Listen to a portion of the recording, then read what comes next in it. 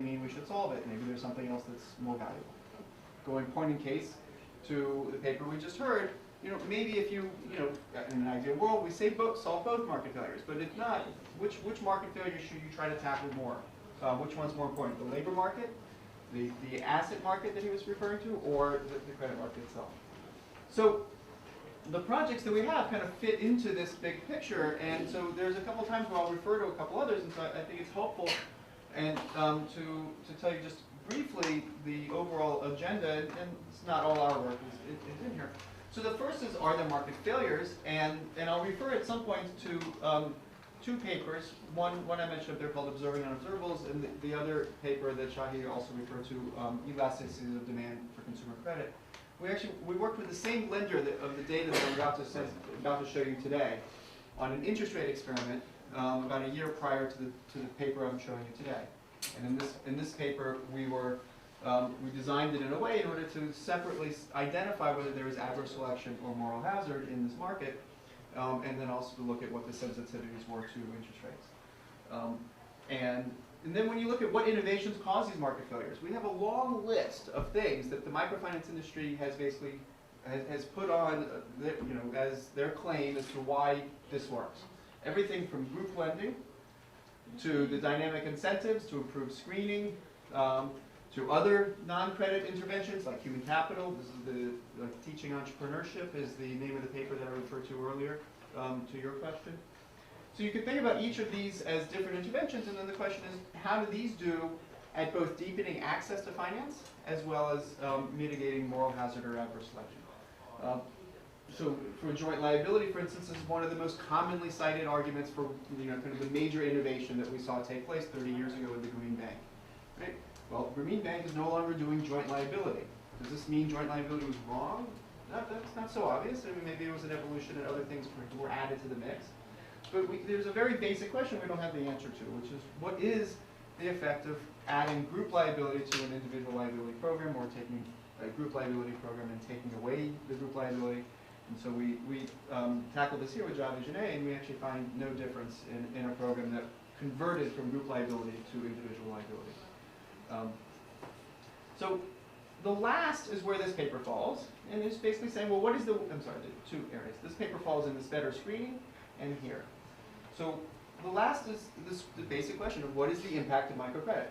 And in some way, we think of this as perhaps the first order question in microcredit, and the one that we have strikingly little, really hard, concrete evidence. And the basic problem, the reason why it's so hard to tackle, is the basic problem of evaluating social policies. It's not too much different microcredit than other sectors, although we have this instinct that it's actually even more rampant for microcredit, because we think of this thing called entrepreneurial spirit, which leads some people to join microcredit programs and others not.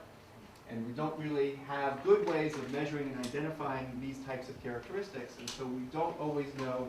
When we look at the impact evaluations that have been done on microcredit in the past, they tend to just follow people who join programs, and we just don't really have much confidence in whether what we're measuring is that the type of person who joins microcredit programs tend to be on an upward trajectory, or whether we're actually measuring a causal relationship of the credit on their outcomes.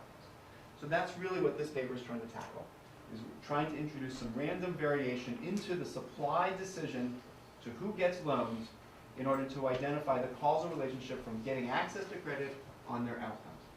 Now, the reason why this is also up here is because one of the main issues with microcredit, particularly for individual lending, is how do you do better screening?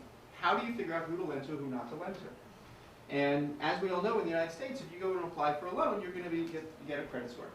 The bank is going to pull up a report and get a score from the outside agency. We'll insert that into their computer system.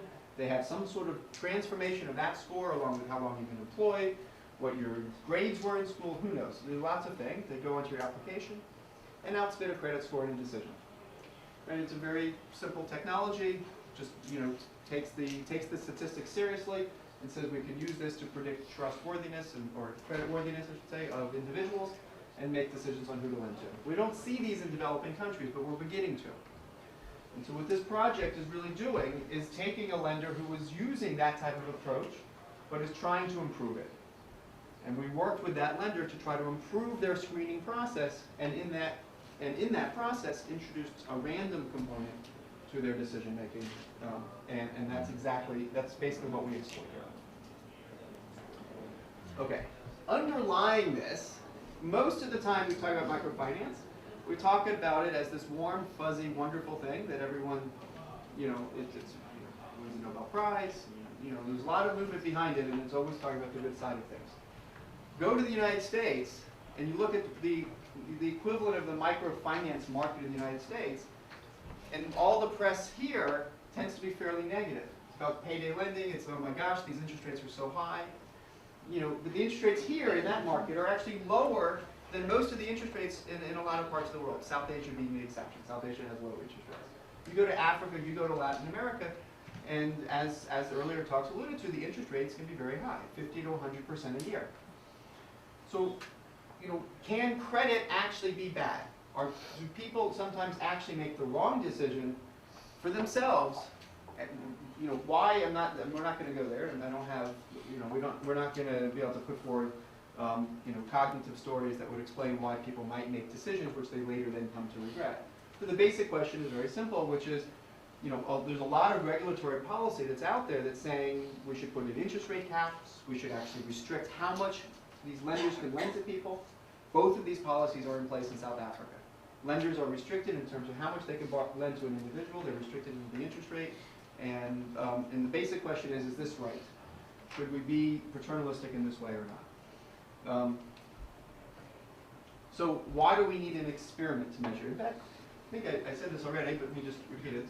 The basic selection problem that exists in microcredit is that who is it that's choosing to borrow? Is it is it just those with entrepreneurial spirit? Is it just those who are resourceful individuals out looking for ways to improve whatever the problem is that they have in life? And the question is, if they didn't find this particular bank to borrow from, what else would they have done? Right? The basic impact question is a very simple question. How have the lives of a person changed compared to how their life would have changed had the intervention not been there? Whether that intervention is for-profit or not-profit, we don't care. But that's the impact question. The first part of that question is very easy to answer. How have the lives of someone changed? Right? You measure them before, you can measure them afterwards. Now we can, now it's just a measurement issue. Answering the second part of that question, right? Compared to how their life would have changed had the program not existed. That's a hypothetical question. Right? We need a time machine if we're going to answer that really well. We don't have that. So we use randomization instead. And that's basically, that's the very simple way of doing that, so that we can have some people who are randomly assigned to get access to the services and others who are randomly assigned not to. And that's the heart of why we do this. If we don't do that, we don't know if the people who are joining the program are those who have particularly high aspirations and are particularly resourceful. Or, alternatively, it could be about the microfinance institution and who they're targeting and who they're reaching. Right? Why did they go to some communities and not others? If they're specifically targeting the communities that have high upward growth and not the others, it makes it much more difficult to go in and try to find a control group. You can't just go to the neighboring community that didn't get access. Well, why didn't they get access? Because the MFI didn't think it was a viable community. So, it makes it very difficult because MFIs do target specifically. The moment that you always know you have a problem when I'm in the field talking with an organization about doing, about trying to create a control group, and they're not so excited about doing randomization, the sign that it's really exactly obviously a problem is when they say, if I say, well, I'm going to give you a list of 50 treatment and 50 control, and they're going to be randomly assigned, and they say, but what if that control area is where we really want to go? I'm like, that's exactly the problem. You know where you want to go, right? And you know that some of these areas are better than others. And if we just let you choose and go to the opposite, then something's different about the areas that you chose. And so the minute you care deeply about who gets assigned randomly and who doesn't, is the very moment we care too. And that's what makes it so hard to to evaluate. And that's what makes it so important to do a randomization when you're trying to evaluate microcredit. Okay, so what's our basic methodology? This has got to be, at the end of the day, one of the simplest things we've ever done with a lender. The lender randomizes their credit supply decision by basically taking, we took them, sorry, I should have added something else. So let me just avoid that for a second. So basically, here's how this lender works. People go into the branch, they apply for a loan. They have to be employed. This is not micro-enterprise lending directly. There's a lot of claims that the micro-entrepreneurs are getting access to the money, but it's through an employed relative, typically. Okay, that's one of the things we were going to test, is that claim. Is the money going into the hands of micro-entrepreneurs or not? But you have to have a paycheck to get a loan from this company. You go into the bank, 45 minutes later, you have cash. And about half of the people who apply for the first time are rejected by the bank employee. They run a credit check, they screen on things like fraud, they call the employer to confirm the employment, and 50% of the people are rejected. This lender was of the intuition that they were being too conservative, but they didn't know how to push down further, how to make more loans. They were nervous. Right? And they didn't know exactly how to do it. And they first wanted to find out, would it even be profitable for us to go further down and not reject half the people, and instead only reject 40 or 30%. So the heart of what we did was just say to them, look, it's fine. 50% of your people are going to get loans, let them get loans. No change there. Take the 50% that are being rejected. Remove the ones that you think are fraudulent. Right? No one has any interest in doing those. Take the rest of them, and let's randomize.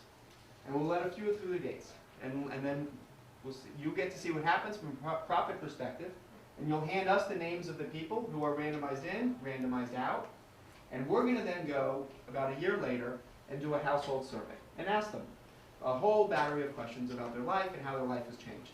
And now we can compare the people who, and everyone was below the bar initially, and we can compare the treatment to the control of these people. And so that's the heart of the study. And so in that follow-up survey, we measure investments, very broadly defined in terms of what they could possibly be doing with the money.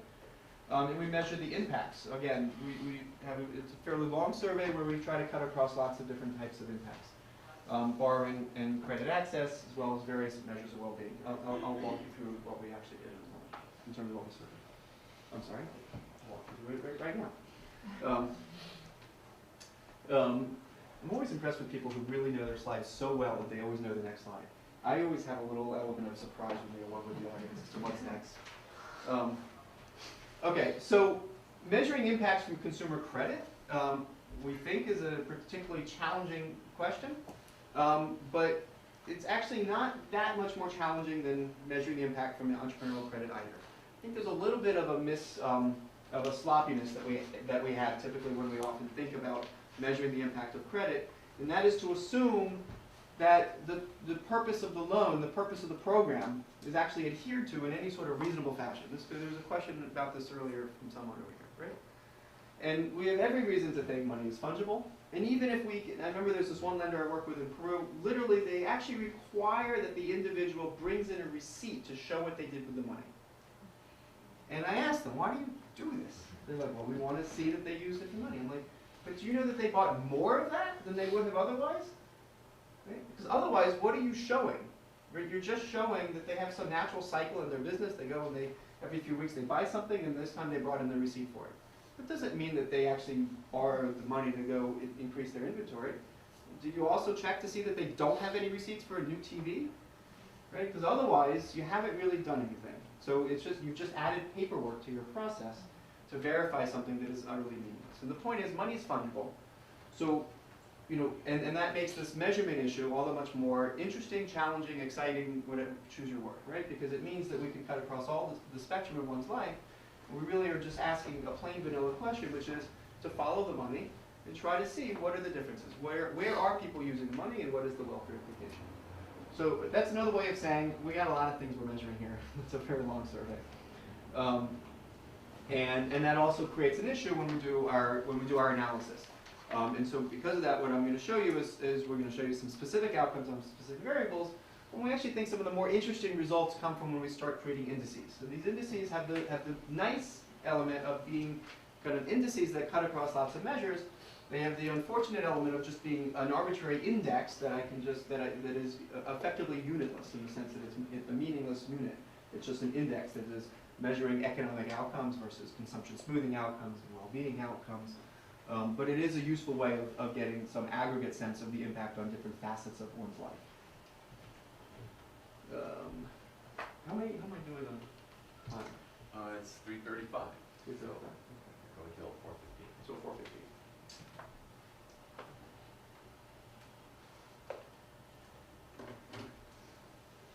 Okay, I think I've said all that. A lot of people often ask why they do this. Why did the bank do this? I think I alluded to this earlier. They thought they were being too conservative. They were making a lot of money, 80% return on equity. This was before we started working with them. We've heard that they're not making as much anymore. And we really don't think it's our fault. They were actually bought out by another firm. They've gone through a lot of changes. I think last number I heard, so it's unfortunate that we were hoping to have a sample size literally 10 times as large as this. But such is life. Okay, so I think I've told you all that. So let me tell you a little bit more about this market. I think I've touched on some of these. This is a for-profit lender. It's regulated by the Microfinance Regulatory Council. Now, I think I mentioned this earlier that there's, the term microfinance is that this is a lender that does, count as a microfinance lender according to South African regulators.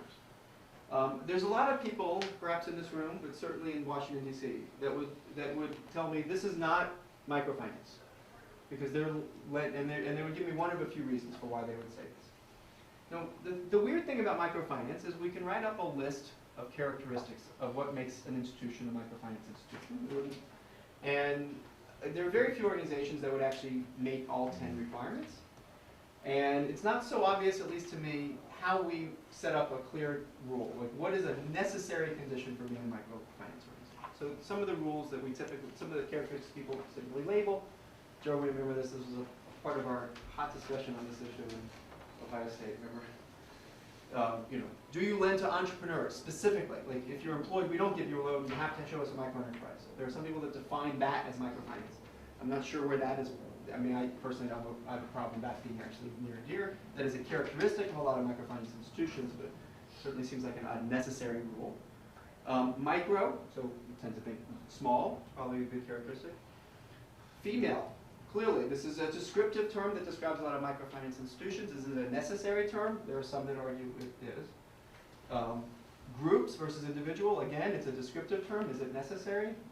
Questionable. Credit. If it's a savings-only program, does it count as microfinance? There are some that would say, actually, no. It has to be offering loans, too. What else is there? What am I missing? NGO sector, or for-profits. It can't be government. So these are the rules. And I don't know who wrote down these rules at some point, and I don't think there's some rule that says you have to have 3 out of the 5. My point to you is it's kind of like the Supreme Court porn rule. Right? This is the Supreme Court's ruling that says, I can write out some characteristics of what porn is, but at the end of the day, I can't tell you an exact formula, but I know it when I see it. And so there are a lot of people that have that attitude, and I just want to kind of properly label. Those people would say that our lender is not. And our take on it, and this is, since this is a microfinance conference, I think it's actually useful to have this slight discussion, is that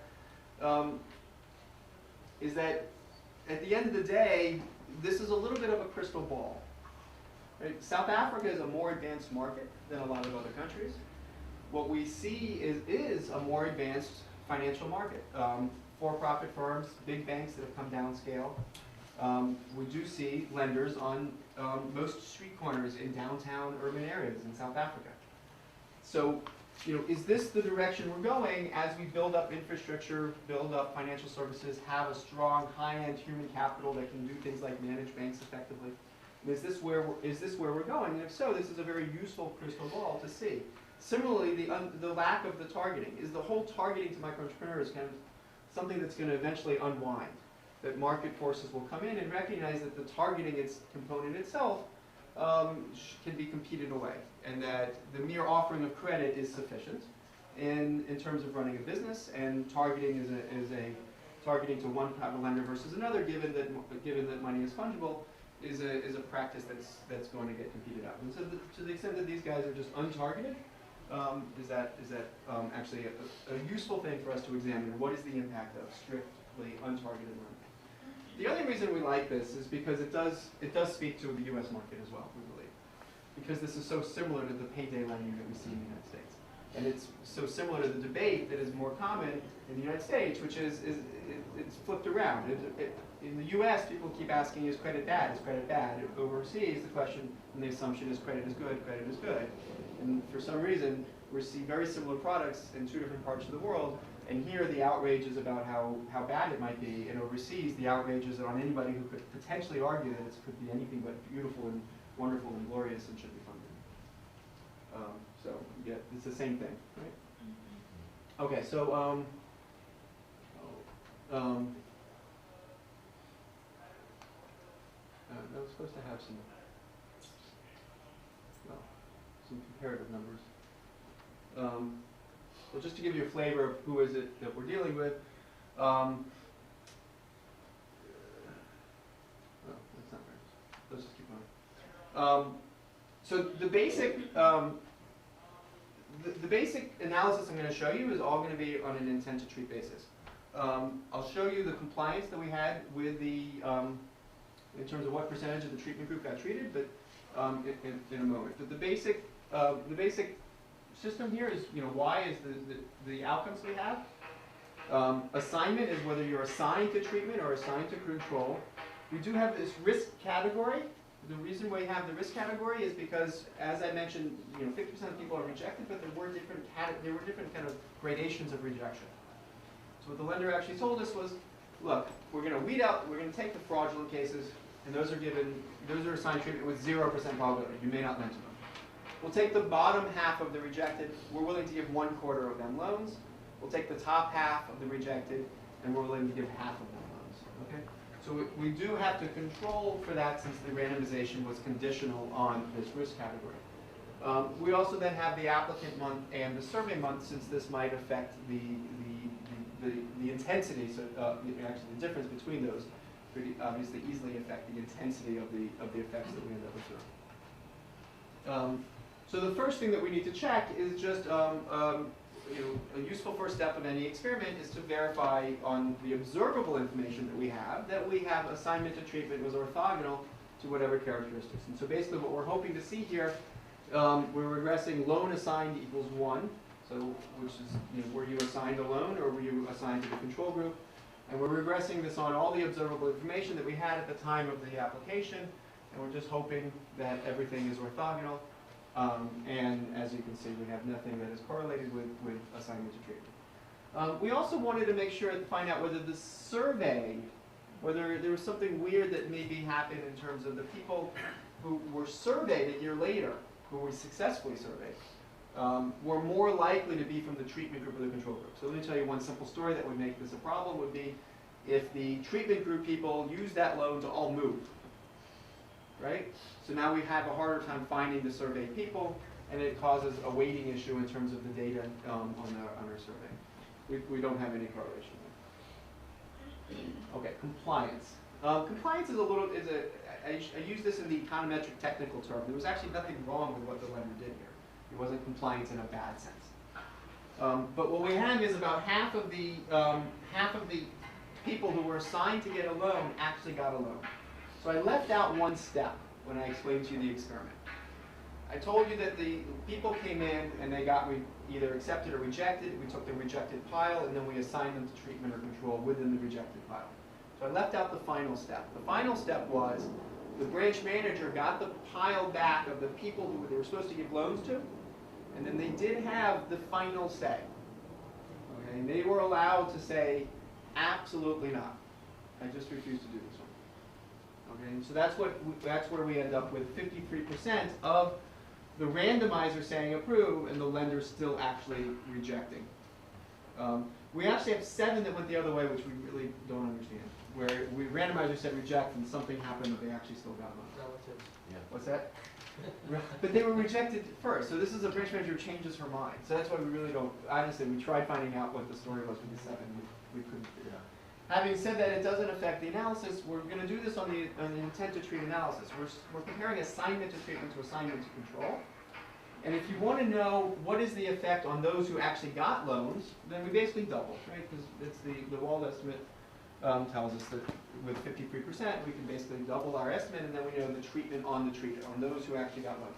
Now, the reason why the compliance is actually not something we mind at all is because if you think about from a policy perspective, what is the prescription this lender gets out of this? Well, they get a prescription that says, basically, encourage your branch managers to make more loans, but let them choose still at the end. And that's perfectly fine. This is a lender who wants to let the branch managers have some autonomy and some control. They don't want a fully centralized process. But for what it's worth, this actually was part of the debate within the organization. When I mentioned the full pilot, the full launch we were supposed to do, going from 8 branches to 80, we were actually splitting that 40-40 in terms of centralized versus decentralized decision making. That's a side point. So it was something that he actually wanted to test, but for the time being, they were using a very decentralized process. Centralized credit scoring provides information on a central level to the branch manager, who then makes the ultimate decision. And they didn't want to change that, or at least there was a resistance to changing it. And so from a policy perspective, from the firm policy, I don't mean government policy, from a firm policy, how would you actually use these results? If they learn from this, and they can make more money.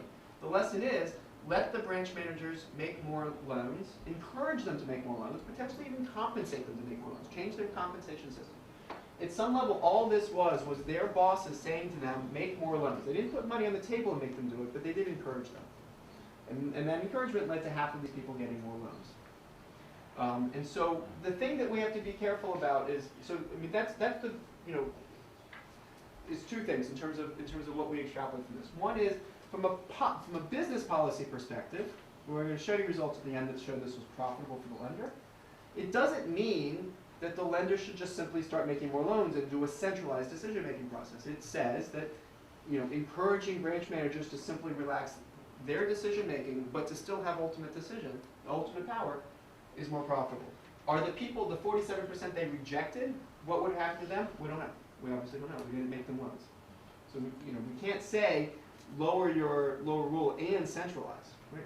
The other thing that this implies for how we can interpret our results is that, remember who we're studying now. When we talk about treatment on the treated, we're talking about those people who the branch manager was willing to lend to. We are not measuring the impact on the others when we do our treatment on the treated estimates. So when we double, what we're saying is, if you implement a policy that encourages branch managers to make more loans, but still gives them ultimate decision-making power, this is the impact you can expect to get on those people. Right? That's what we can say. We cannot say, if you force branch managers to make more loans, this is the impact you can expect to get from the tranche of people who are below the bar. Okay. So let me just now walk through the outcome measures. So the first question, more likely to get a loan. So the biggest, do we have a laser on this thing? Oh, we do. Cool. So since date of application, from a micro lender, we do see them, people who are assigned to treatment are more likely to get a loan from a micro lender and less likely to get from another formal source. So there was some, presumably some element that that the control group was going elsewhere, right? I mean, which makes sense, and this is a fairly thick market. And so people who rejected didn't just entirely give up. So there was some crowd out. And at the time of the survey, we also see people continue to be still getting loans from micro-lenders. In the survey, remember, the survey was not done with any link to our lender, right? So we didn't say, do you have a loan from the name of this organization, right? It was just, tell us about your loans that you've had over the past year. And they were told, we're doing a survey from a local research institute. There's no stated link, nor did the firm even know of the existence of the lender. We were very adamant about keeping this line. In fact, it became very awkward because they were like, hey, where'd you get the names of these people? And we're like, consumer database. So there was always a firm line between us and the firm because of this very reason. I mean, if the surveyors know that they're going in doing an evaluation of a particular lender, it could really affect the way they do their service. Perceptions of credit. So this is a striking result that this very simple going in, getting accepted or rejected, has lingering year-later effects on their perception of where are places they can turn to get loans. Right? So I mean, we asked the respondent, where would you go? Would you borrow from a microlender if you needed a loan? And 15% more, or sort of 16% or something, say microlenders. And also much less likely to borrow from informal sources.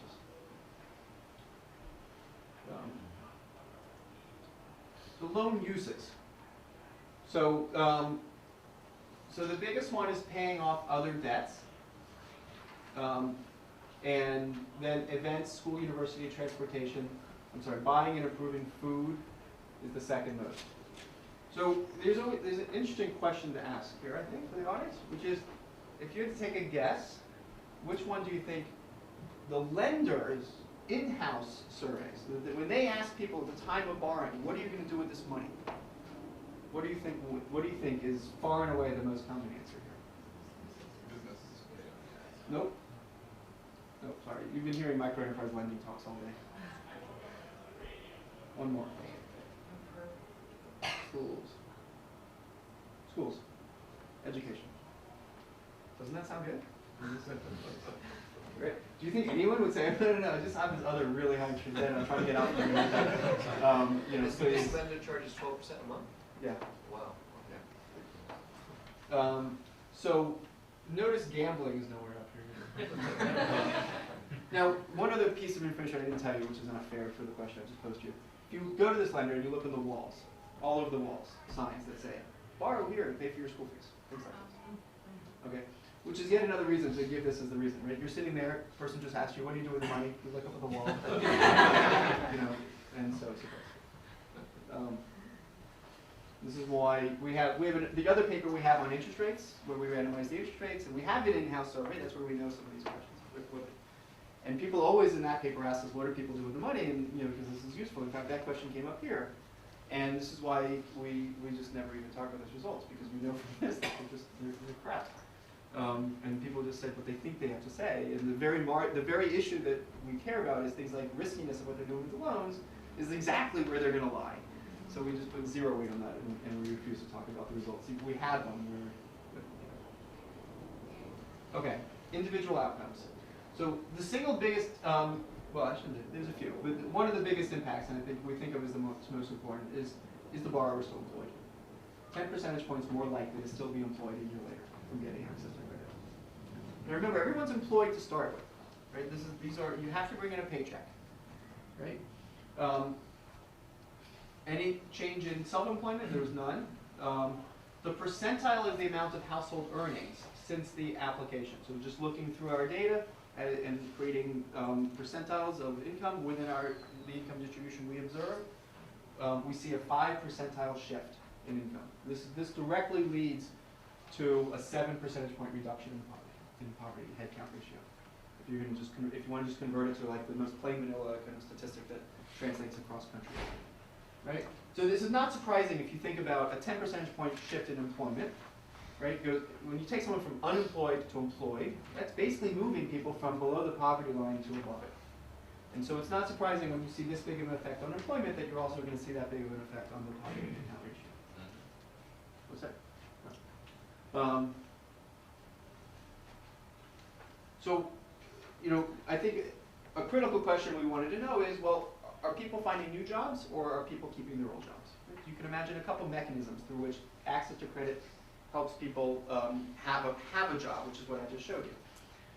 So actually, let me back up a second. The anecdotes that people would tell us about why they were using the money for things that were job-related would typically be things like auto repair.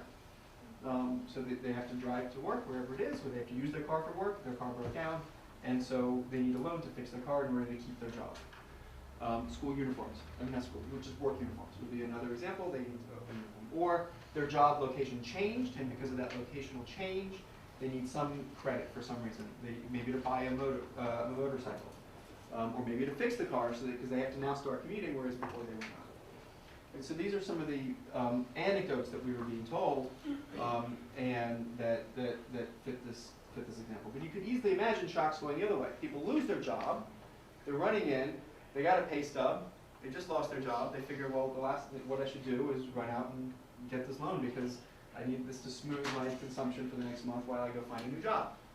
Right? And so they go out just after they were laid off, or just the moments before they were laid off because they knew they were about to be, and they go get a loan.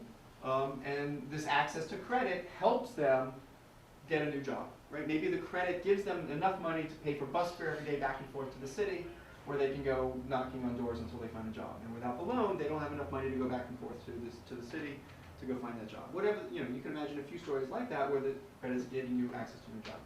So, where are we?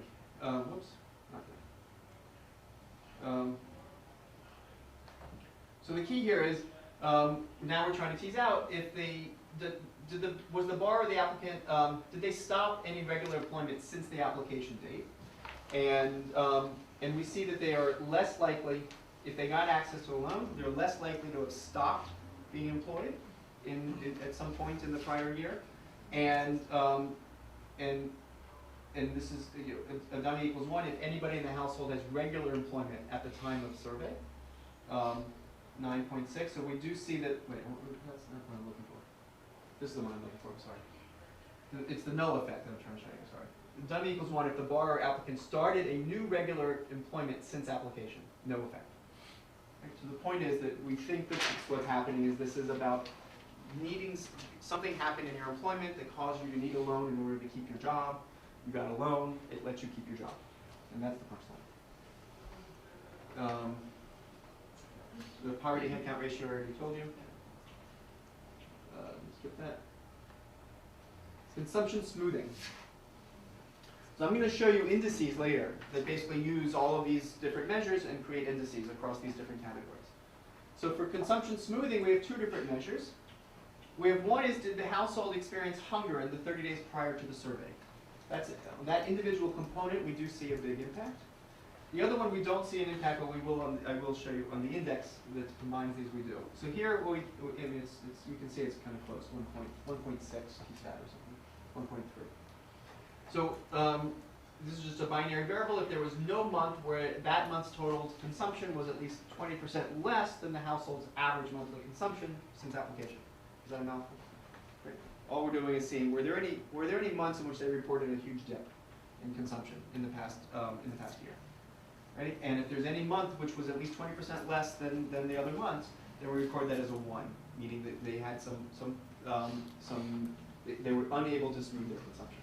And so there were 4.5 percentage points more likely to not have that experience. Durables. Here we see nothing. Investment more general. So did they buy or improve their dwelling?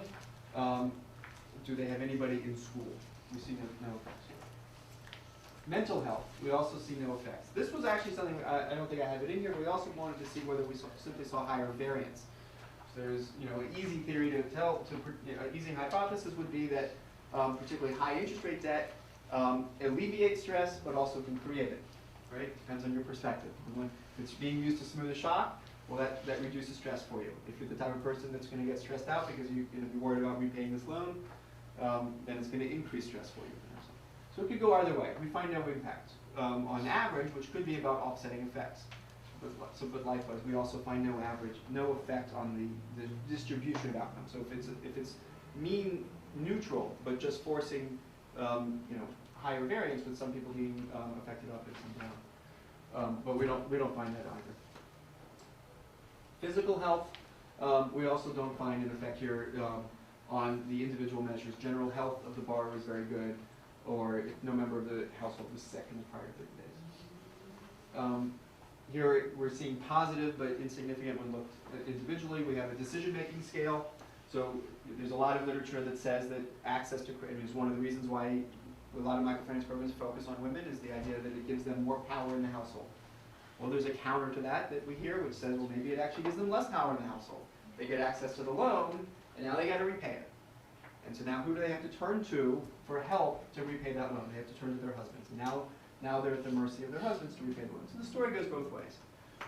We have a project in the Philippines where we did a savings project. Doesn't have that problem of going both ways, right? It's their savings. If we get savings in their name, what happens to their decision-making power? And lo and behold, we found when we got savings into the name of the woman, she got more power in the household. She had more power over decisions, and durable goods that were purchased for the household were more likely to be female-oriented. So with savings, you don't have that duality, right? There's no burden that comes with it, whereas in credit, you do. So then we also have an optimism scale. This is a scale which comes from the psychology literature that asks people things like, when you wake up in the morning, how eager are you to get out of bed? And it's an index of questions like this that that seem fairly well vetted in the psych literature that we've been using in a few cases. Okay, so how am I doing here? It's 4 o'clock, so we can, anytime that you want, you can stop for questions, but you can certainly have a little bit of time. Okay, so I'm not gonna, here's what I'll do. I'm gonna show you the results on the indices, but I'm not gonna talk through exactly how we came up with them.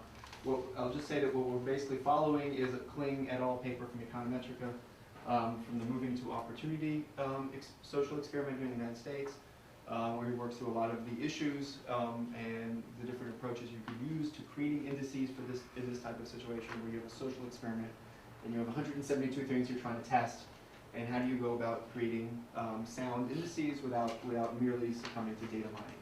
And that's basically the heart of what this paper is about, and we're basically following his procedures.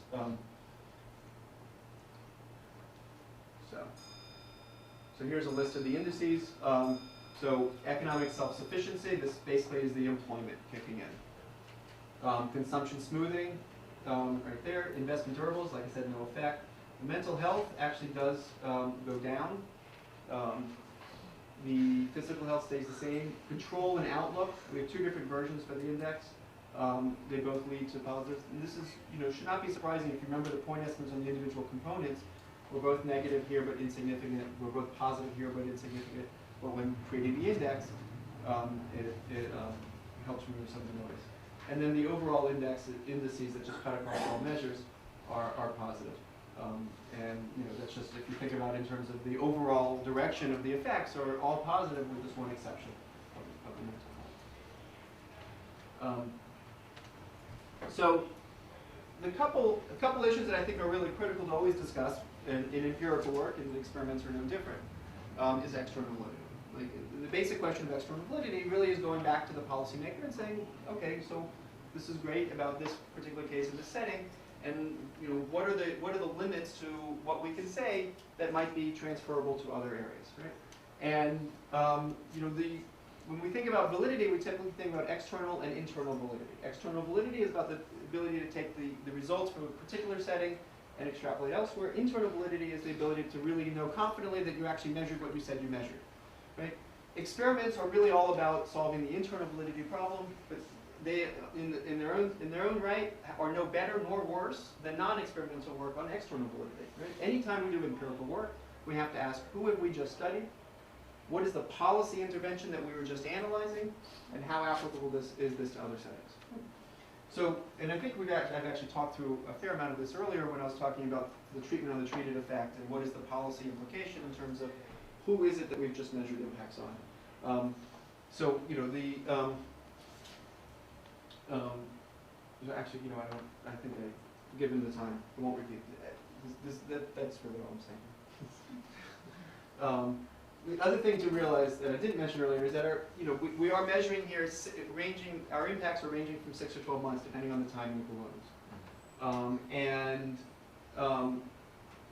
So unfortunately in our particular setting, we're pretty limited to how much more we can go because this area in South Africa is actually we found it very strikingly hard to do tracking. So we've tried a little bit, and we're finding it very difficult to actually continue to find people and do any sort of follow-up. There's lots of reasons to think that the impacts of this type of program can both accelerate and go up, or go away over time. And so what we really need is obviously longer-term studies as well. We're not satisfied with merely doing a one-year study like we've answered all the questions that can be answered here.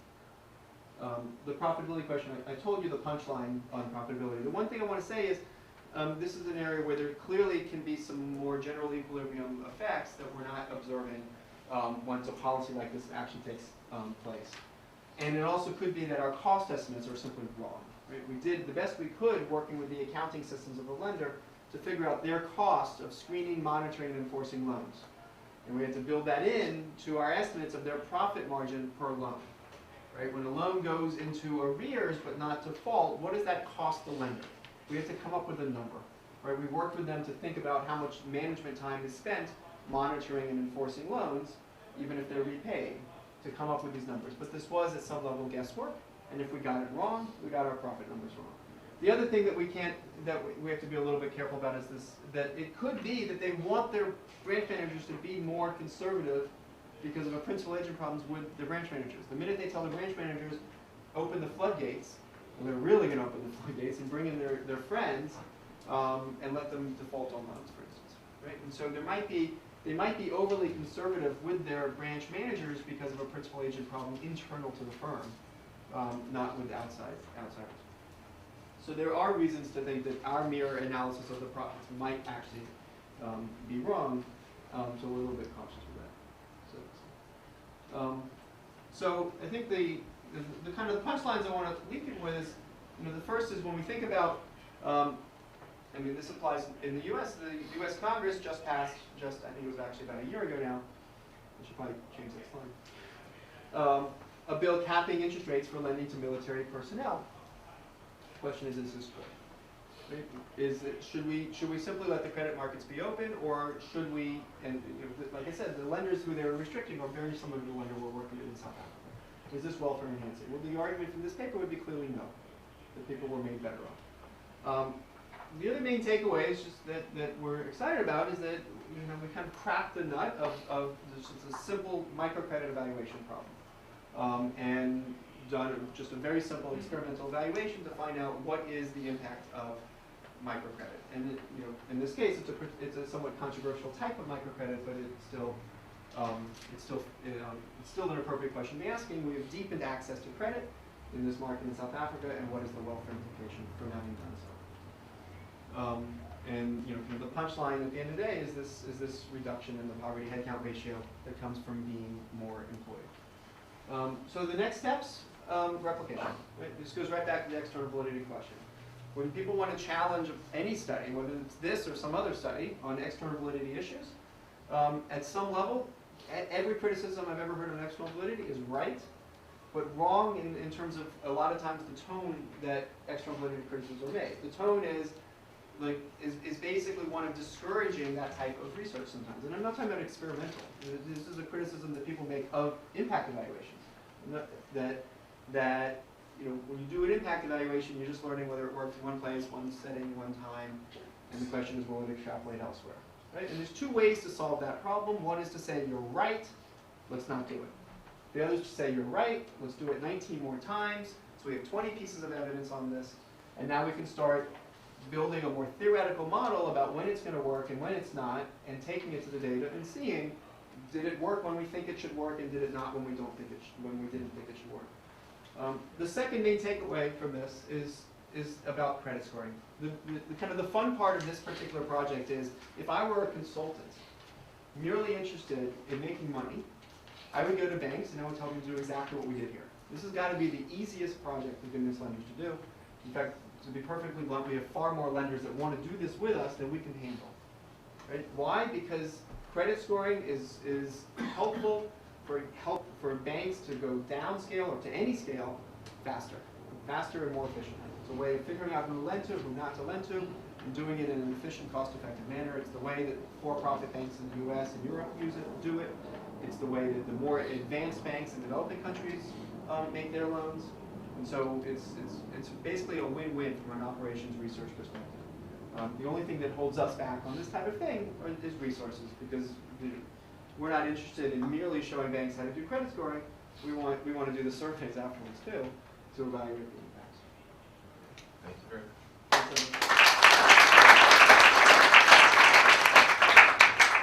Okay, so it's 4:09, and as much time as you have, 4:15 doesn't have to be a constraint unless it's a very binding one for you. So please.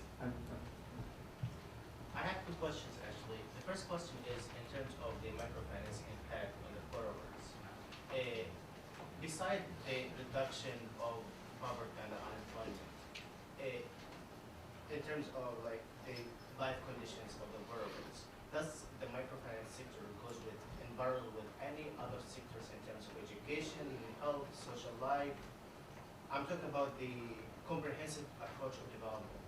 Is there any kind of coordination with other sectors, with other NGOs in the government, or it's just for reducing poverty and unemployment and has nothing to do with other sectors of life, if we're talking about the life conditions of the workers? So, I mean, to some extent, this goes, the theoretical motivation behind your question really is the heart of what the last paper was about. If you're asking me an empirical question, like what do we actually observe? We observe both. Right? I mean, this lender has nothing to do with anything but lending. I do work with Millennium Challenge Corporation where it's an integrated package of credit and agricultural extension and training, lots of things together. So you see both types. It's an empirical question whether credit alone can solve problems or whether it has to be integrated with other packages. But this would certainly say that at some level, credit alone can do good. Right? There's nothing more here. It's not to say that there are no situations in which there couldn't be an interaction effect that's positive. Where credit alone is good, education alone is good, credit with education, even better. Yeah. I have two questions, both are real quick. The first one is just, when you talk about the 1-year follow-up, what was the period of repayment, and did most people repay within that 1 year, or with some of the economic benefits Yeah. as a result of still holding on to some of the... No, the repayment for everyone is 4 months. Some people do borrow again. Yeah. So there were many were still clients, but the loans are 4 months initially. I think a few might have been 6, but most are 4 months. And the repayment rate, I think, on this sample, was about 85%. The other question real quick was, could you just explain why, if the branch manager if we're relying on the randomization, and the branch manager rejected half of the people who were selected by the randomization to receive loans, why that does not interfere with randomization in terms of now the group's no longer comfortable? Presumably you reject the ones who... No, we still survey those people. But the group who received loans is now not comparable. Because we're not just the surveying. Sorry if this wasn't clear. I don't know the chalkboard. Your treatment group includes the 53% that were given loans and the 47% that were not. The control group receives 100%. The difference between these groups is purely random. Right? That's the point of intent to treat. Right? Think about just kind of that's where they came with the words. All that we're saying is we intended to treat this group of people, we did not intend to treat this group of people, and this is the difference it means between these two groups of people. Whether you actually got the loan or not in the treatment group, you were still part of the treatment group. You don't get to be removed out for the very reason you're kind of alluding to. Because in the control group, we don't know who they would have said yes and who they would have said no to. If we could have done that, if we could have handled the control group and say, hypothetically speaking, would you reverse this person or that person, then we could have honed in on more. But we didn't do that, and I wouldn't have believed the results if we did. So that's why we don't do it. We just stick with it. We stick true to the randomization. On the lender's side, did you witness, of course the lenders are curious about getting their money back from the borrowers. Did you witness any kind of strategy lenders have to keep the sustainability of the business for the borrowers? Well, these people were employed. There was no stated business. There's no business. It's employed people getting money. I mean, there might have been a business, but no one knows. I mean, they don't say anything. Yeah. With respect to external validity and reputation, I was just wondering if I remember this correctly from the paper that you said this specific lender has kind of a niche, a market in this. I'm sorry, say it again? The specific lender wasn't very competitive, had a niche in the specific 4-month market. I'm wondering how much of the results can be attributed to that versus, if it was replicated in the other banks, more competitive ones, That's a great question, and I hesitate to say that this was a non-competitive market. What it is the case is that you have a huge number of firms that are lending at 20 to 30% for 1 month. And you basically got 2 firms, these and one other, that are making these 3 to 4 to 5 month loans, and they're both in the kind of 11 to 13. I'm not sure exactly what the price point is on the other guy because they didn't match up perfectly. One was 4 months, one was 3 months. And they had a little bit of shrouding going on, so people couldn't compare exactly. But I mean, it's an excellent question in the sense that we have a lot of reason to think that if you were to do this in a market that was fully thick, that that they could just literally walk next door. So if there's the really high interest rate guys, the ones that are at 25, 30%, a lot of these are lined up right next to each other. And boom, boom, boom. The only other thing I would say though is that a lot of those guys who are lined up, they're all using the same criteria. There's no decision-making power. So I suspect that if you did this there too, you would find similar effects, or some effects, because Because there is no decentralization in decision-making power for the really high-risk guys because of principal agent models when you're dealing with that market. But, you know, I hesitate to say too much since we obviously didn't do that. Actually, you mentioned actually asking the motivation for the model.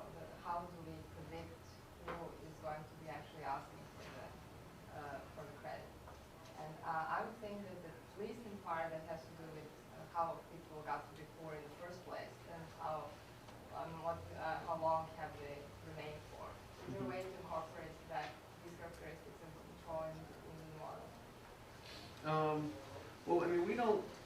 I mean, I think it's a separate question. I think it's interesting, which is understanding more about the nature of demand for credit. I mean, that's really not at all in here. I agree. I think it's a very interesting question to see how does the path that someone took to get where they are, rather than just the stock in terms of where they are now, affect their demand for credit. But I would put that in an entirely different. I mean, to do that type of analysis, you would want as a baseline survey where then people are then offered credit, and then you can see who says yes, who says no. I would just think to impact the results. I mean, if the results would have to do something also with the circumstances and how these circumstances develop, and also with the access to credit. But we don't have it. We don't. Yeah, I don't think we can do anything on this. We don't have baseline information. I think we have time for at most two more questions. I know Professor Yeager has had his hand up, and at most two more. Oh, okay. A short point. When TransUnion or Fair Isaac or others estimate credit scoring models in the United States, they actually make deals with lenders, and for revolving credit, they lend to everybody with a small credit limit, just in order to worry about the sample selection problem as well as the product selection problem, so they control the product.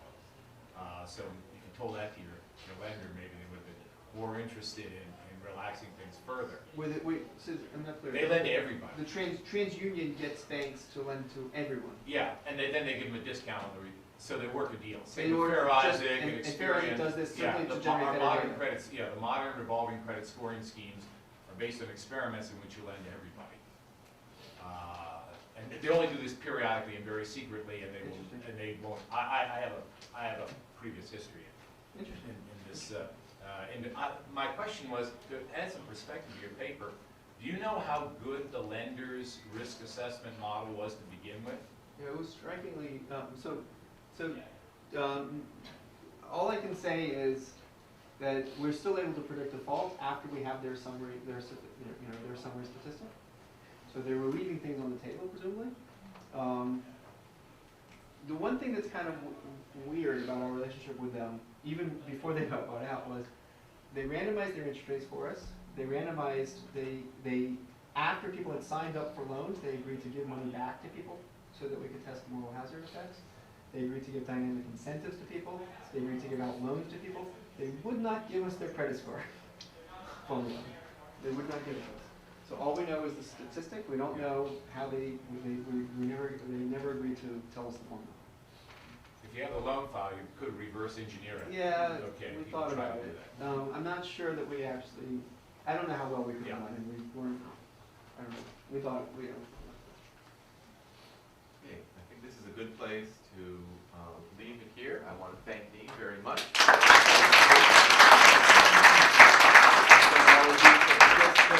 And we appreciate all your involvement in the workshop today, and we still have a few moments to talk among ourselves before we have to